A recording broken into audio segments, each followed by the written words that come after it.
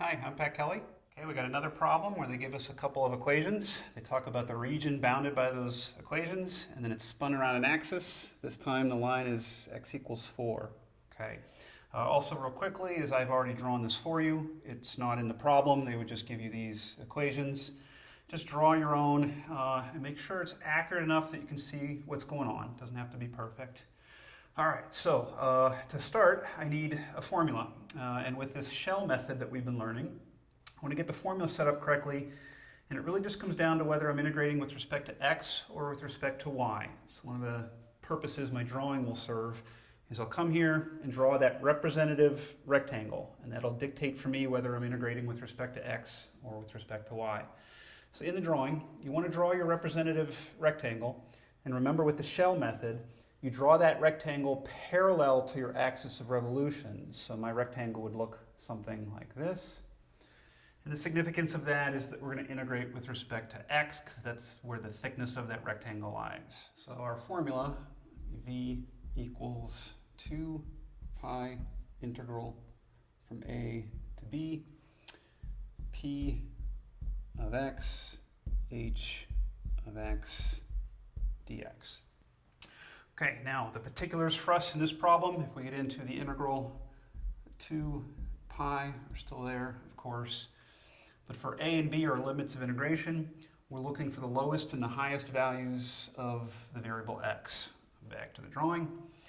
The lowest and highest values of x are going to come from these corner points, which if we had to do algebra, we would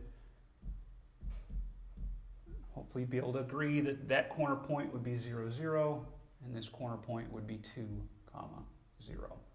Again, the algebra here would be setting these two equations equal to each other. Okay, for me, that tells me my limits of integration are the lowest x value, which is 0, the highest x value, which is 2. And then I can get into the integral, the formula inside.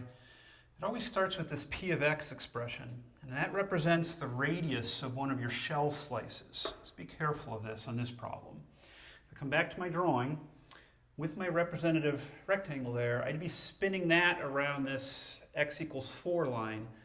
So the radius we're talking about with p of x goes from here, this x equals 4 line, over to my rectangle. So I'm looking for that distance for my p of x expression. The reason why I want you to be careful is you might say to yourself, well, hey, don't we usually just throw like an x in there? And you'd be right, but x represents the distance from the y-axis over to that slice. So when we do that is when we're spinning around the y-axis. This is different. So I need this distance. Now realize that x does give you this distance. So here would be x. Okay, here's what else we know, is from that axis of revolution all the way over, well, this is x equals 4, so that distance would be 4. Okay, so we want this distance, and what we can hopefully see is that 4, subtract out that x, is going to give us that remaining gap that we want. So it takes a little bit of thinking for the setup of a problem like this, but this p of x expression for us is going to be 4 minus x.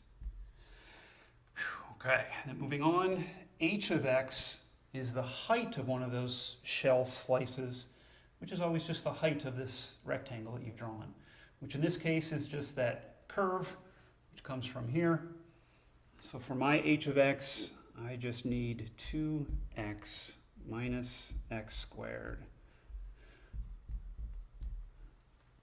And that's our formula, filled in for the specifics of this problem. And now it comes down to cleanup time. I'll do a little bit of algebra first before I do my calculus. So 2 pi still, integral from 0 to 2 still. And the algebra I was referring to is just foiling. We've done 100 of these.